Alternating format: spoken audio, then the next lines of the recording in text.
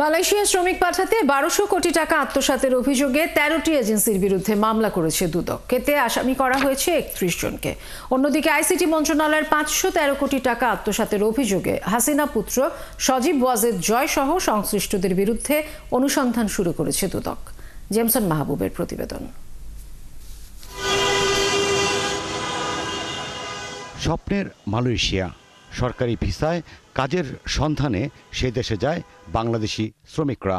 পতনের কয়েক মাস আগে আওয়ামী লীগ সরকারের সময় এই নিয়ে তুলকালাম বাধে। সরকারিভাবে মালয়েশিয়া যেতে জনপ্রতি শ্রমিকদের জন্য নির্ধারণ করা ছিল প্রায় ৭৯,০০০ টাকা, কিন্তু দুদকে আসা অভিযোগ বলছে কোনো ক্ষেত্রে ৫ থেকে ৬ গুণেরও বেশি টাকা নিয়ে শ্রমিক পাঠায় কিছু কিছু এজেন্সি। অনুসন্ধানে শ্রমিক পাঠানোর নামে ১৩টি এজেন্সি ২০২১ থেকে ২০২৪ সালে হাতিয়ে নিয়েছে প্রায় ১২০০ কোটি টাকা। অবশেষে এই ঘটনায় ১৩টি প্রতিষ্ঠানের বিরুদ্ধে মামলা করেছে দুদক। কোনো ক্ষেত্রে দেখা গেছে যে প্রায় ৫ গুণ, মানে ৫ গুণ বলতে আপনি ৮০,০০০ যদি আমরা রাফলি ধরি তাহলে হচ্ছে প্রায় ৪ লাখ টাকা করে, যে ক্ষেত্রে যেই সমস্ত শ্রমিকের কাছ থেকে কারো কাছ থেকে ২.৫ লাখ, কারো কাছ থেকে ৩ লাখ, ৪ লাখ, এইভাবে কোনো নির্দিষ্ট ফি তারা এখানে যে চুক্তিতে যেভাবে নেবার কথা ছিল সেই চুক্তির শর্তগুলো লঙ্ঘন করেই তারা অসাধু উপায়ে এবং কর্মীদেরকে নানা ধরনের হয়রানির মধ্যে ফেলে এই অতিরিক্ত অর্থ আদায় করেছে।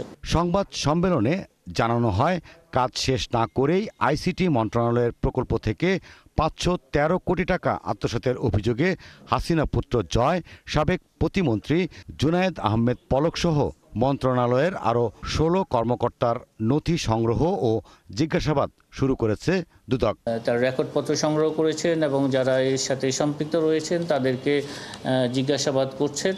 দুদক মহাপরিচালক আরও জানান, ইস্টার্ন ব্যাংকের চেয়ারম্যান শওকত আলী চৌধুরী ও তার পরিবারের বিরুদ্ধে ৮,০০০ কোটি টাকার অস্বাভাবিক লেনদেনের অভিযোগ খতিয়ে দেখা হবে।